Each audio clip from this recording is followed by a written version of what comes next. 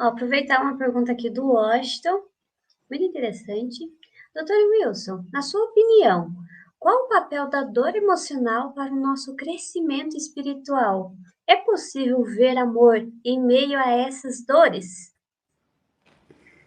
Então, eu não tenho a menor dúvida que no estágio de consciência que a humanidade está, a dor é um dos instrumentos mais pedagógicos que existe. Quantas e quantas e quantas pessoas só procuram o sagrado no momento de peia, no momento que estão com problema.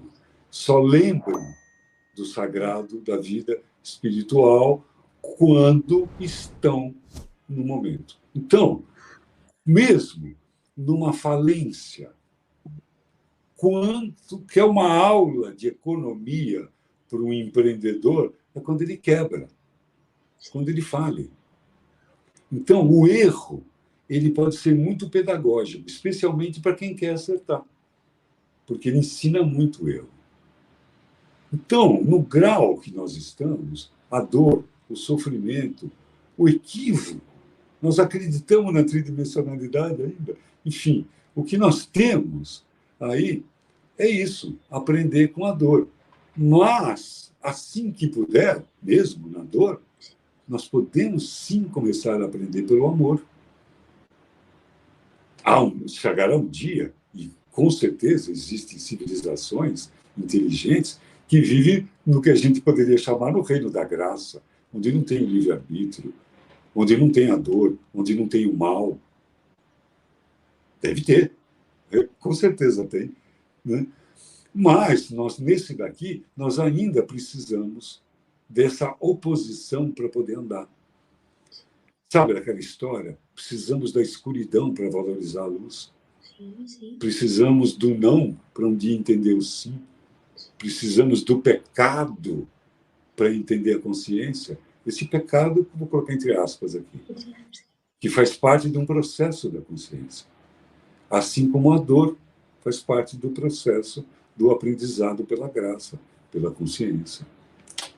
É possível. Então, o que fazem os estoicos? Os estoicos são os filósofos que têm um tipo de filosofia de que aquilo que eles não podem controlar, eles não gastam um nanojoule de energia e usam toda a energia disponível naquilo que eles podem controlar. Isto é, naquilo do seu eu, do seu conhecimento. Eu não posso. Eu vou te dar uma fala de um filósofo estoico que explica bem o que eu estou falando. Sêneca. Sêneca é um jurista, filósofo, estoico, e que dizia assim, um monte de coisa, mas ele tinha uma frase que dizia assim: não há bons ventos para uma nau sem rumo.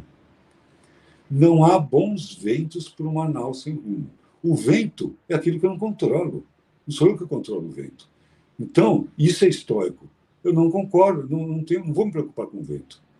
E quem não controla a sua nave, que é só isso que eu posso controlar, sim, qualquer vento pode ser ruim. Agora, se eu usar toda a minha energia para controlar o meu barco à vela, aí eu vou contra o vento. Como assim? Quem velé já sabe o que eu estou dizendo. Você vai em zigue-zague e viaja contra o vento. De vento em popa, na popa, a parte de trás, não diz assim: nossa, eu estou indo de vento em popa. Qualquer velejador não precisa velejar, é só colocar a vela no sentido oposto, no sentido vertical, o vento bate e o barco vai para frente. Agora, contra o vento, precisa saber. É isso que Sêneca dizia. Usa a sua energia para aquilo que você tem controle. Você tem controle na tua sabedoria, você tem controle no teu estudo, você tem controle na tua calma, você tem controle na tua preguiça, você tem controle na tua indisciplina. Ou controle ou descontrole. Mas isso está na tua possibilidade. Naquilo que não tem, não me preocupo. Só esse ensinamento estoico, se a pessoa levar isso à risca, acaba aprendendo só por amor, não pela dor. Então, resposta cumprida. A pergunta foi boa. E, doutor, o senhor acha que inconscientemente a gente tem a tendência de achar que merecemos o sofrimento ou trazemos esse sofrimento para chamar atenção, para ser olhada, ser cuidada, se torna um vício inconscientemente? Ai, ai, ai, ai, ai. É. Ela tem esses dois jeitos. Né?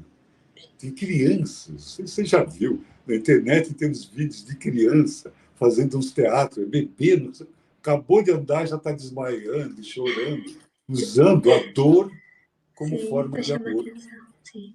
E isso é um dos grandes problemas de doença, que é, por exemplo, pessoas. Imagina, por exemplo, uma família que tem 5 filhos, em que o pai trabalha para sustentar e a mãe trabalha fora, porque o pai ganha um salário mínimo, a mãe ganha outro trabalhando fora de casa, tem 5 filhos para sustentar.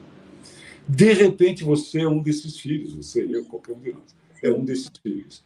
E, de repente, fica doente. E aí percebe que a tua mãe nem vai trabalhar, que fica só cuidando de você, que faz a comidinha que você gosta, e aí você aprende naquele gesto de que o jeito de você receber amor é ficar doente.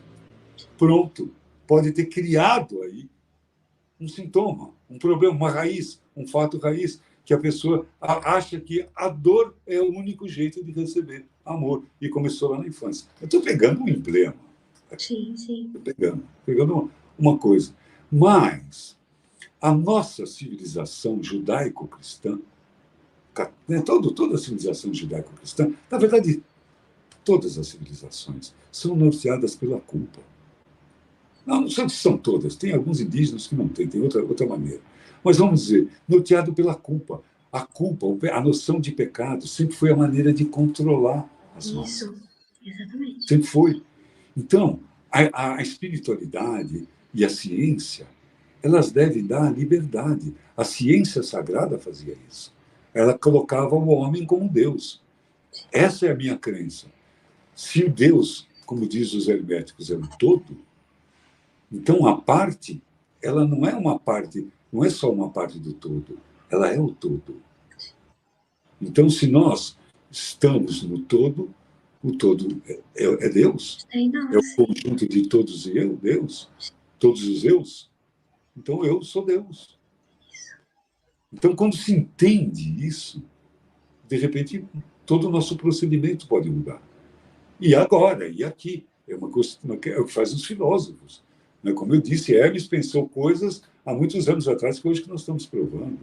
Sócrates falava coisa, né, de que hoje todo mundo está vendo que Sócrates tinha absoluta razão. Platão criou o mito da caverna para homenagear Sócrates, que Sócrates nunca escreveu um livro. Né? De repente, o mito da caverna de Platão não existe coisa mais atual do que isso. É o Matrix daquela época, o filme Matrix, desse mundo de ilusão daquela época. Então, o sofrimento, ele é, desse modo, ele é inevitável. Perdão, a dor, nesse nível de consciência nosso, ela é inevitável. Faz parte da nossa vida a dor. Desde a dor física. O sofrimento não é. O sofrimento é uma opção da mente. A dor pode ser pedagógica. E um dia ela pode ser evitada pela compreensão, pela consciência. E todo apego à dor, ao sofrimento, é uma doença. Liberte-se, porque ele não serve para isso. Ele serve para nos ensinar. Aprendi, não tenho mais que sofrer, não tenho mais que doer. Eu aprendi, estou livre dessa. Tenho direito a cometer novos erros, mas a dor me ensina a não cometer os mesmos erros. Agora, se eu, de alguma maneira, me apeguei à dor e fico continuando os mesmos erros e fica doendo, esse risco no disco tem um motivo. Isso precisa ser descoberto, tem que ser rompido e tem que ser libertado dessa prisão. A vida, às vezes, é uma prisão. Mas eu posso garantir, pelo menos para mim, tenho certeza, que se a vida é uma prisão, a chave está virada para o lado de dentro. Está virada para o lado de dentro. O outro pode dizer, ei, cuidado, olha, a chave está aí, vira. Existem duas leis que nós não podemos esquecer. A primeira é que nós estamos condenados ou premiados a viver eternamente na nossa própria companhia. Isso independe do sistema de crença que a gente tem. Se a gente acredita que a vida começa quando a gente nasce e termina quando a gente morre, isso é verdade. Nós estamos condenados ou premiados a viver eternamente na nossa vida. Se a pessoa acredita que a vida começa antes da gente nascer e termina, sei lá quando termina, e que a morte faz parte da vida, é só uma etapa, também eu vou viver eternamente na minha companhia. Isso é uma lei. E a segunda é que só eu tenho gestão sobre os meus pensamentos. O outro pode me influenciar, o outro pode me induzir, pode me pedir e pode desejar que eu mude. Mas a transformação é um critério meu. Nesse mundo, nessa maneira de evoluir, escolhida ou não do livre-arbítrio, nós temos que escolher, temos que ser senhores das nossas próprias decisões, mais cedo ou mais tarde. Então, como diz o ditado, antes tarde do que mais tarde. Agora, já começa a acordar. Comecei. Estou falando isso tudo para mim também. Sim.